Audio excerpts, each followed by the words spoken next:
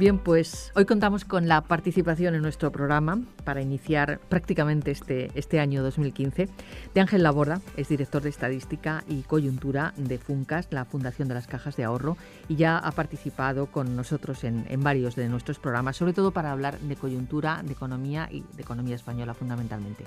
Muy buenos días, Ángel Laborda. Buenos días, Isabel, gracias por invitarme y ya sabes que para mí es un placer estar con vosotros.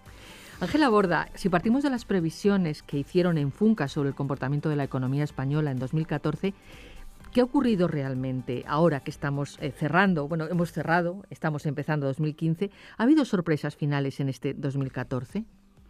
Sí, efectivamente, cuando comparamos las previsiones que hacíamos allá en el otoño, ¿no?, al finalizar el 2013, las previsiones que hacíamos para 2014, y comparamos con lo que puede ser el cierre del año, que todavía no conocemos completamente porque falta todavía una información tan importante como es la contabilidad trimestral del cuarto trimestre del año, ¿no? Pero en fin, con los indicadores y la información que tenemos sí que podemos dar una visión bastante cercana y completa del año, ¿no? Bien, cuando comparamos entonces aquellas previsiones con lo que al final ha sido el año, pues sí, podemos decir que nos hemos encontrado con algunas sorpresas, con varias sorpresas, ¿no?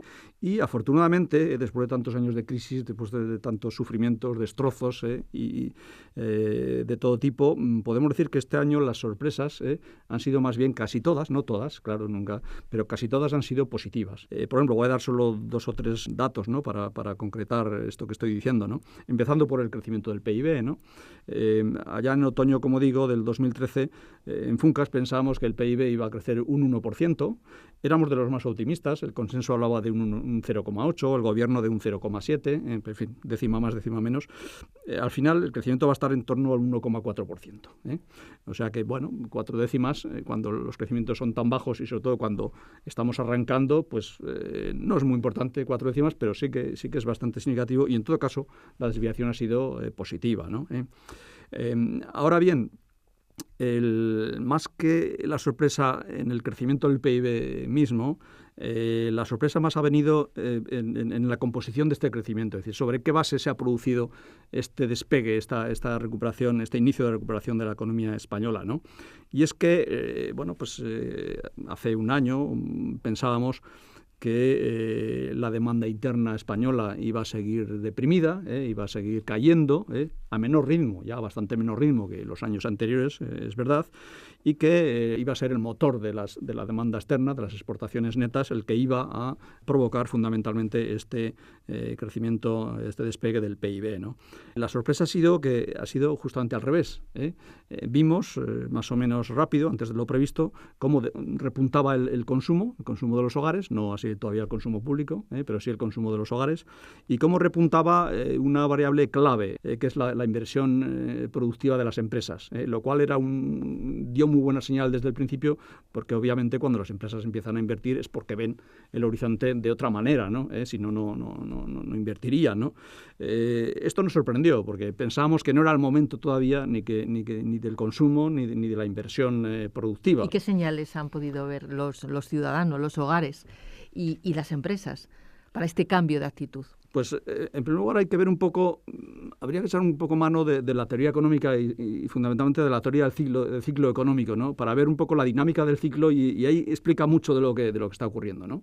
En las fases recesivas de los ciclos, lo que ocurre es que los agentes económicos, sobre todo familias y empresas, me estoy refiriendo sobre todo a la actuación del sector privado, ¿no?, lo que hacen es ajustar el ritmo de su gasto al ritmo de sus rentas. En la etapa de expansión incontrolada anterior se había producido un desajuste enorme, esos déficits tan enormes que dieron lugar a esos endeudamientos tan elevados que hemos sufrido y todavía seguimos sufriendo en España. En las épocas de recesión lo que ocurre es lo contrario, que las familias reducen su gasto, las empresas también, y seguramente sucede lo contrario que en las épocas llega un momento que sucede lo contrario que en las etapas de expansión, que se pasa un poco de frenada, es decir, quizás ajustan un poco más de la cuenta hasta generar superávits, como ha sido el caso. Las familias han generado unos superávits importantes y las empresas han generado, sobre todo más que las familias, esto es lo importante, han hecho un ajuste bestial y de un déficit enorme que tenían en las épocas de los últimos años antes de la crisis, pasaron a un superávit también muy importante, histórico, en cuanto a capacidad de financiación, ¿no? frente al resto de la economía y el resto del mundo, ¿no? Pero como digo, seguramente se pasaron un poquito de frenada, ¿no? Hablando en un lenguaje coloquial. Cuando ya los hogares y las familias se dan cuenta que posiblemente la etapa de recesión, de caída, ya está tocando fin y que además dicen, bueno, ya no tengo que seguir ajustando tanto porque ya mi ritmo de gasto ya se sitúa incluso por debajo de lo que me daría de sí los ingresos, ¿no? que tengo, mis rentas, ¿no? Entonces, en ese momento, si además coincide pues con que mejoran otros parámetros, empieza a mejorar la confianza, también el mercado laboral empezamos a ver que se estabiliza, en el sentido que ya no destruye tanto empleo como antes.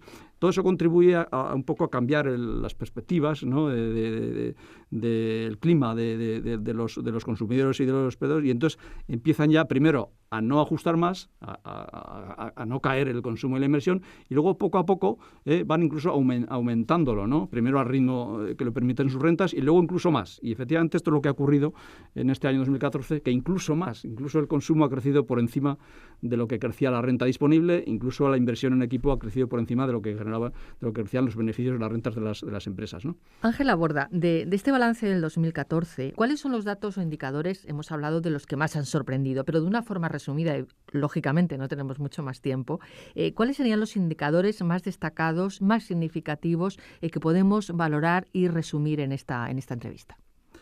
Bueno, pues como decía, he señalado la cifra de PIB, un crecimiento del 1,4% en media anual, frente a una previsión del 1%, con una composición muy diferente, como decía, de este crecimiento. Pensamos que la demanda interna iba a contribuir con una cifra de medio punto porcentual negativa, iba a contribuir negativamente, cuando ha sido al revés, ha contribuido quizás con 2 puntos porcentuales al crecimiento, mientras que las exportaciones netas, que pensamos que iban a contribuir con más de 1 punto porcentual, pues restarán 6 o 7 décimas al crecimiento, ¿no? Eso ha sido un poquito la sorpresa en cuanto al patrón, la pauta de salida, ¿no? Después ha sorprendido también el comportamiento del empleo. Este es otro de las noticias más positivas quizás, ¿no? Del año pasado.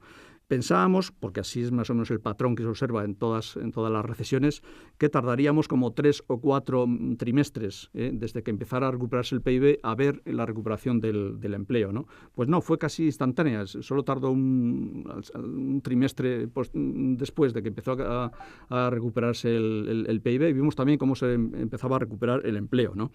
Es cierto, y muchos que nos están escuchando dirán, sí, claro, pero es un empleo por horas, es un tiempo a tiempo parcial, es un empleo bien mal pagado. Efectivamente, así es, ¿no? Pero estamos en los momentos iniciales de recuperación, y tampoco puede ser de forma muy distinta en estos momentos. Todo llegará, ¿no? Cuando ya las empresas estén en mucha mejor situación, cuando veremos cómo el empleo que se crea es de más calidad, es más a tiempo completo, menos parcial, etcétera, ¿no? Y si no lo vemos, habrá que hacer retoques en la regulación del mercado laboral. Eso quizás hablamos algo, ¿no? Pero ese sería efectivamente el objetivo. Pero de momento, en estos inicios, pues es normal, digamos, entre comillas, que el tipo de empleo que se cree es este, ¿no? Pero ha sorprendido que fuese tan rápido, ¿no? El crecimiento del empleo. Por ejemplo, pensábamos que el empleo iba a caer del orden de 4 décimas en media anual en el 2014, pues no, va a aumentar casi un 1%. O sea que hay y las previsiones, aunque luego hablaremos, ¿no? Para 2015 son también muy Exactamente, buenas. Sí. Y luego, pues como consecuencia, obviamente, la tasa de paro también va a ser casi 2 puntos inferior a la que preveíamos. Y otra variable también que se ha desviado bastante de las previsiones es la inflación, justamente, son los precios.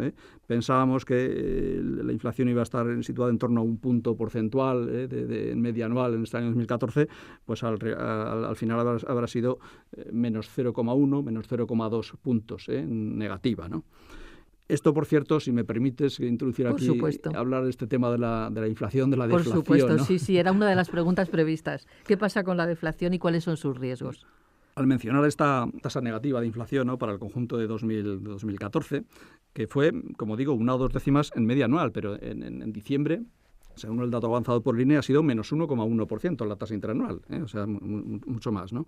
Bien, hay quien un poco se asusta al ver esta tasa de inflación negativa, muchos analistas, economistas incluso, no solo tertulianos, digamos, por ahí, o medios de comunicación, periodistas y demás, ¿no? Incluso muchos economistas que alertan y están muy preocupados con una tasa de inflación negativa, porque para los economistas sí que los procesos deflacionarios, ¿no?, son bastante peligrosos, ¿no? Entras en una dinámica ahí de bastante riesgo, bastante peligro, ¿no? Ahora bien, mi idea es que en absoluto estamos en un proceso deflacionista. Estamos en una inflación negativa, sí, ¿no? Y entonces, en el sentido semántico del término, estamos en deflaciones. Claro, igual que inflación llamamos cuando aumentan los precios, tendremos que llamar deflación cuando bajan, ¿no? Pero en la teoría económica, la palabra deflación o proceso deflacionario significa más, ¿no?, que simplemente un signo negativo delante de la tasa de variación anual de los precios, ¿no?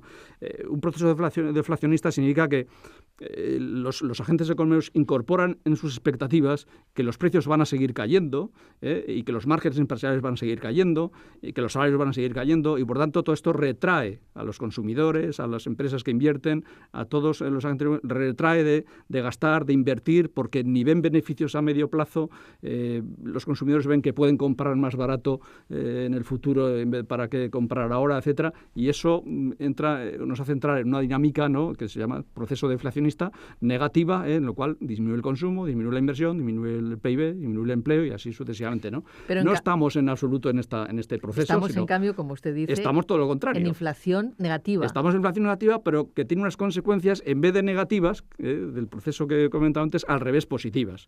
Porque es una deflación originada sobre todo, no todo, pero no totalmente, pero sí en gran manera como consecuencia de que un bien que importamos, una materia prima en este caso fundamental para cualquier economía y para la economía española, y que la importamos casi al 100% porque no la producimos nosotros, como es el petróleo y otras materias primas energéticas, pues digamos que ha caído el precio brutalmente.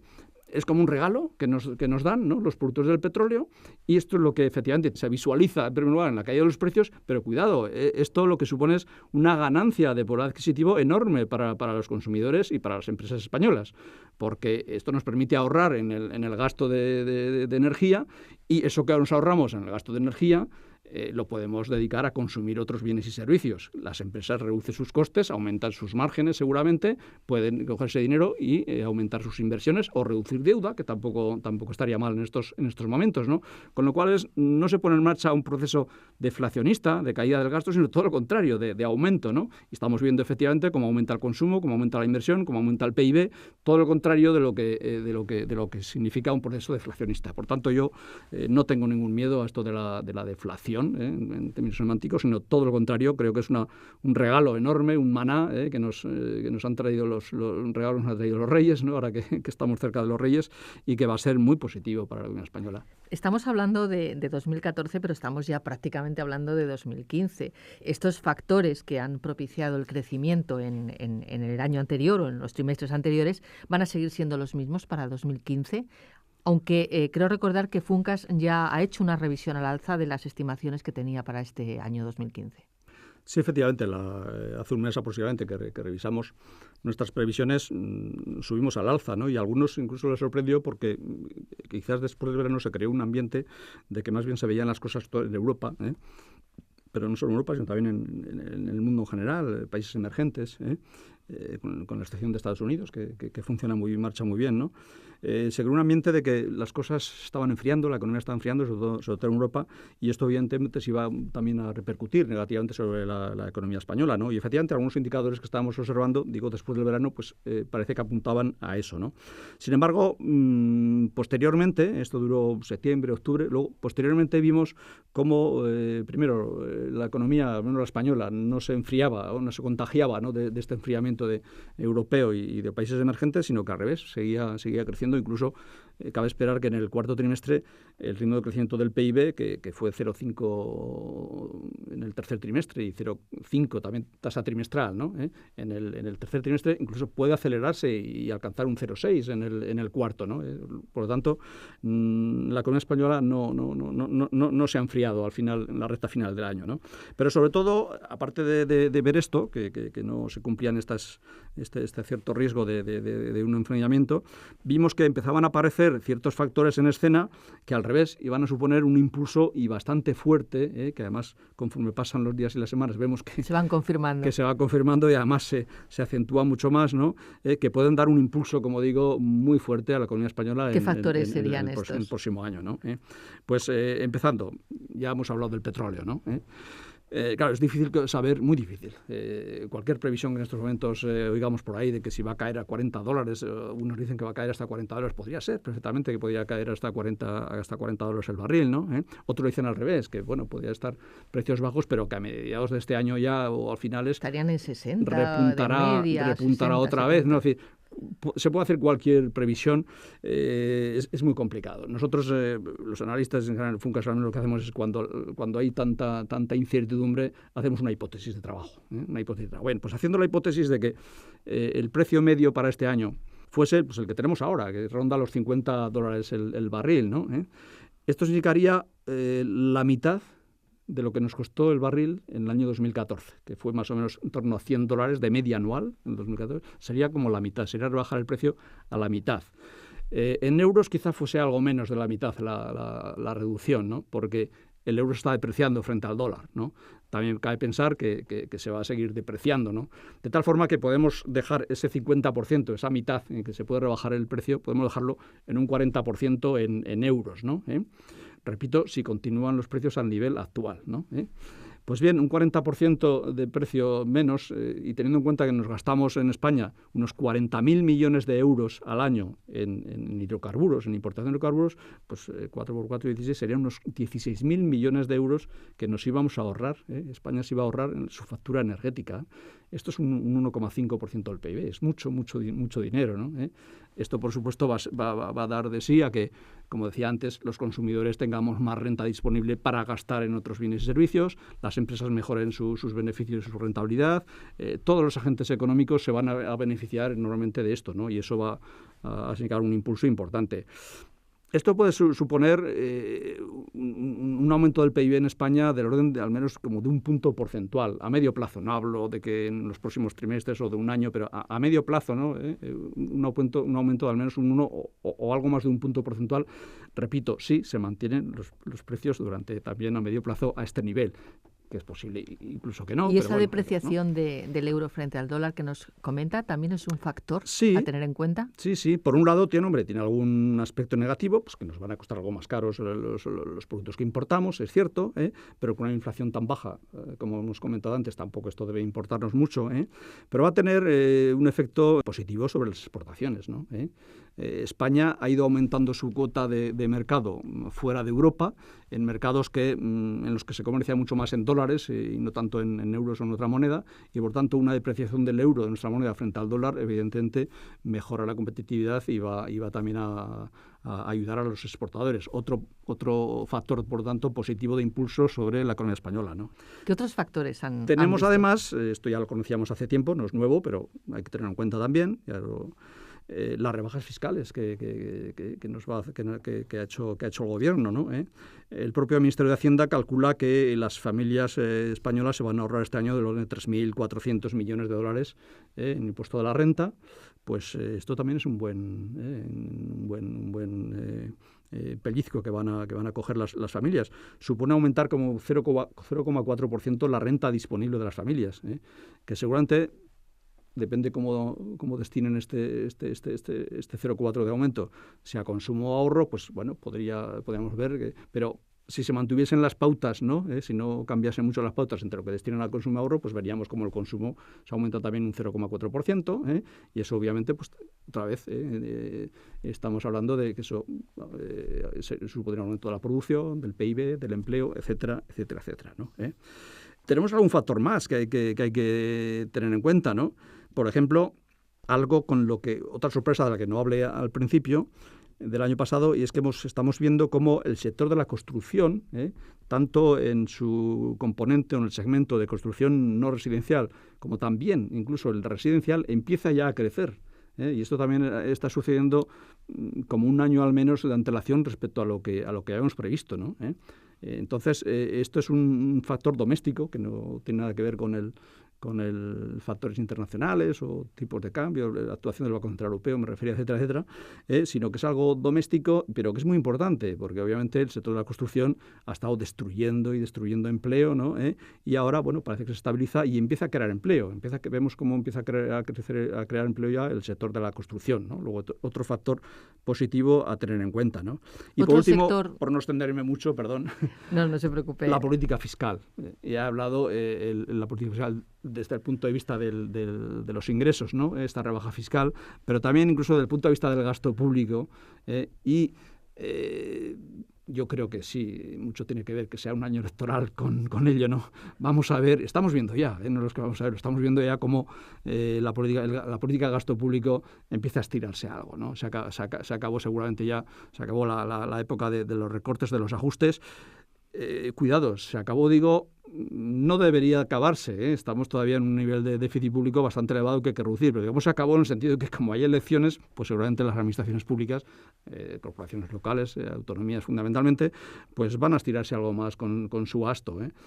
Esto es un efecto, cuidado, que es un impulso, evidentemente, por eso lo cito como impulso, es el crecimiento, pero a mí no me parece demasiado positivo, porque no olvidemos que tenemos todavía un 5,5% de déficit público, tenemos una deuda pública que ha llegado ya o va a llegar dentro de poquito al 100% del PIB y que, cuidado, no debemos de dejar de lado este tema porque nos puede causar problemas en algún momento, ¿no? Como veis, Isabel, son muchos, ¿no?, los factores de impulso. Hay también factores que señales en contra, efectivamente. Pero factores, los factores a favor son muchos, ¿no? En contra, pues evidentemente podemos encontrar también algunos factores en contra. Es más, si no se hubiera producido esta bajada del petróleo, esta depreciación del euro, estos factores que estoy comentando, lo lógico hubiera sido que la revisión de las previsiones que hicimos, las últimas que hicimos, hubiera sido a la baja. Factores en contra, pues en primer lugar, las grandes economías europeas están estancadas. La principal de ellas, Alemania, no está estancada, pero crece poquito. Francia está estancada, Italia incluso se puede decir que está en la recesión o bordeando la recesión, ¿no? Solo algunos países periféricos, excepto Grecia, obviamente, que sigue otra dinámica, empezamos a crecer. Irlanda, España, Portugal, pero claro, obviamente somos países, España tiene cierta magnitud dentro de la zona euro, pero no tenemos obviamente la magnitud, la potencia económica que tienen otras grandes economías y por lo tanto no podemos, aunque tiremos del tren o del carro, no podemos moverlo mucho, ¿no? Entonces, la economía europea está estancada y esto evidentemente no ayuda a nada, porque no olvidemos que el 55-60% de nuestras exportaciones todavía van a la Unión Monetaria, o las 2/3 partes todavía van a la Unión Europea, ¿no? Sin salir de Europa tenemos el tema de Grecia. El tema de Grecia está sin resolver. Está aparcado ahí desde hace tiempo. Yo creo que este próximo año habrá que dar una solución.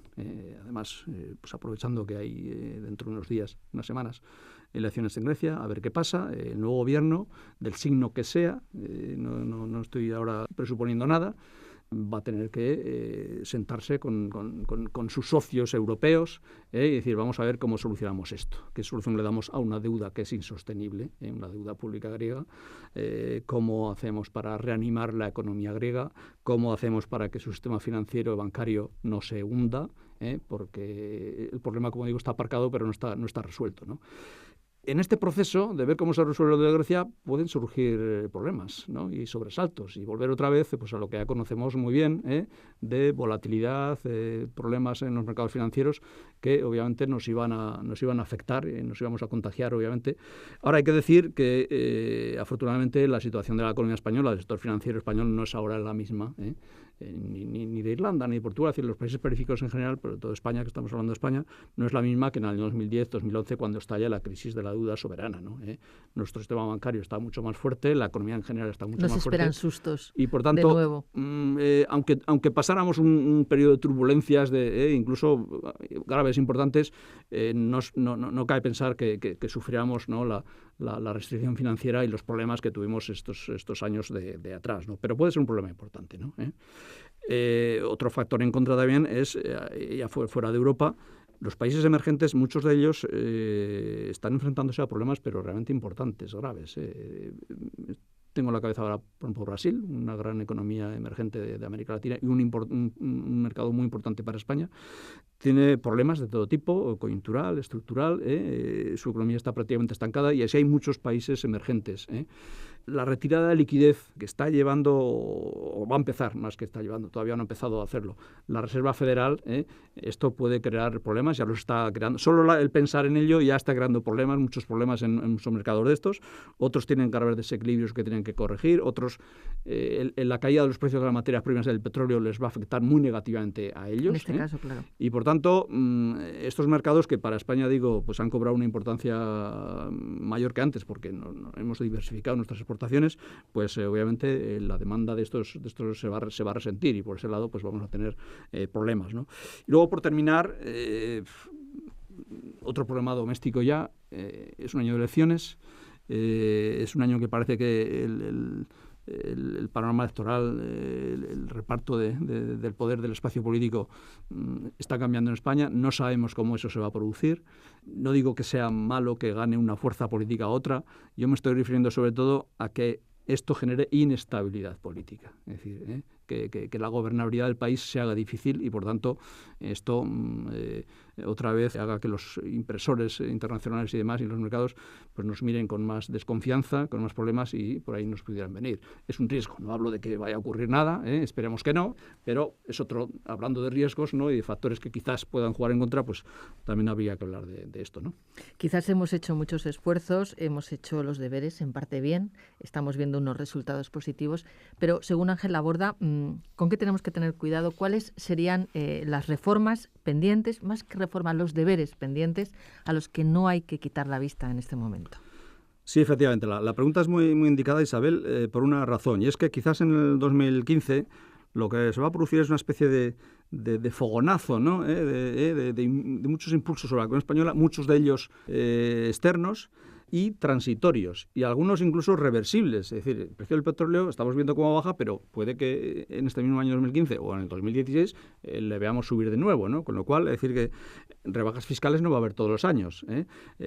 Mejora de las condiciones financieras, que es otro de los factores también a favor, que va a jugar a favor, ¿no? Y esa política monetaria del Banco Central Europeo, ¿no? Que se anuncia y que va a ser mucho más comprometida, ¿no? Para aumentar la liquidez y el crédito a familias y a empresas, pues todo eso tampoco va a durar eternamente. Es decir, cuidado, no nos durmamos, cuidado, no caigamos en una especie de complacencia o autocomplacencia, empezando a pensar que como ya el PIB crece, también el empleo, aunque no sea de demasiada calidad, pero hay empleo y demás, que ya está superado todo, ¿no?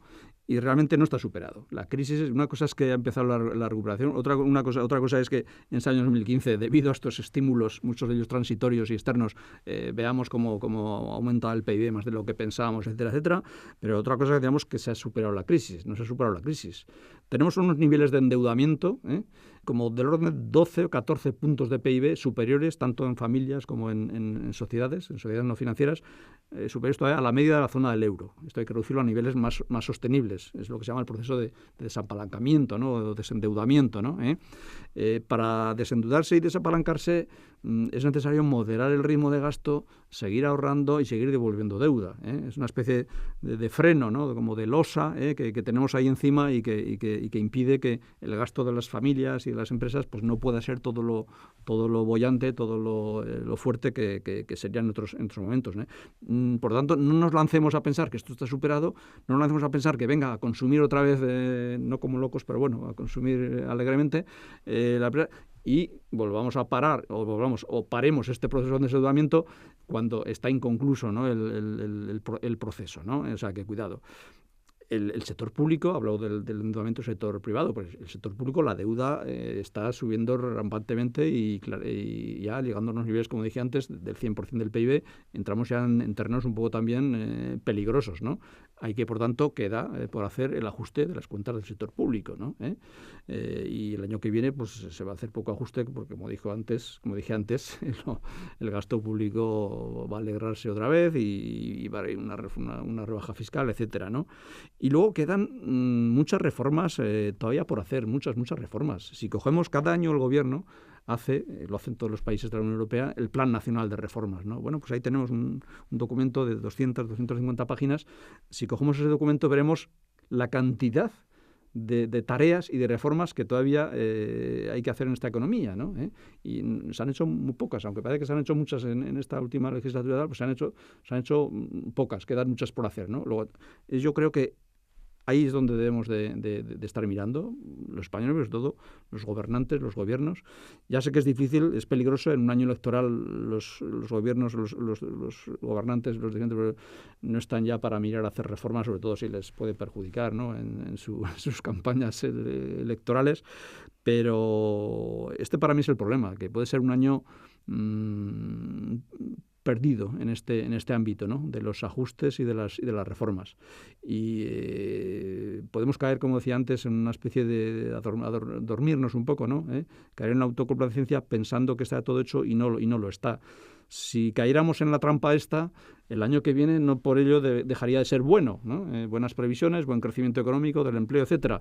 Pero cuidado que luego vendría el 2016-17, vendría el medio y largo plazo y nos encontraríamos con problemas realmente importantes otra vez, ¿no? Y además recordar que aunque estamos creciendo, con relación, o si lo vemos en relación con en el punto en el que estábamos en el año 2007, todavía queda mucho por hacer. Muchísimo, muchísimo. Pensemos que recuperar, por ejemplo, el PIB que hemos perdido nos puede llevar todavía 2-3 años. Pero es que recuperar el nivel de empleo que había antes de la crisis puede llevarnos 10 o 12 años, suponiendo que en estos 10 o 12 años no venga otra vez alguna otra crisis que ahora es imposible de prever, pero que sabemos, tenemos constancia, ¿no? Por la teoría del ciclo económico nos dice, pues cada 6, 8 años, etcétera, viene otra vez. Es decir, que por eso digo yo, no nos durmamos este año en los laureles, porque veamos que las cifras macroeconómicas van bien, pensemos más en el medio y largo plazo y no dejemos de seguir trabajando, mejorando nuestra economía. Y ese es el mensaje final, ¿no? que quería dejar aquí. Pues muchísimas gracias, tomamos nota. Ángel Laborda, director de Estadística y Coyuntura de la Fundación de las Cajas de Ahorro, Funcas. Hasta una próxima ocasión. Pues buenos días y muchas gracias por invitarme. Como dije antes, para mí es un placer. Igualmente.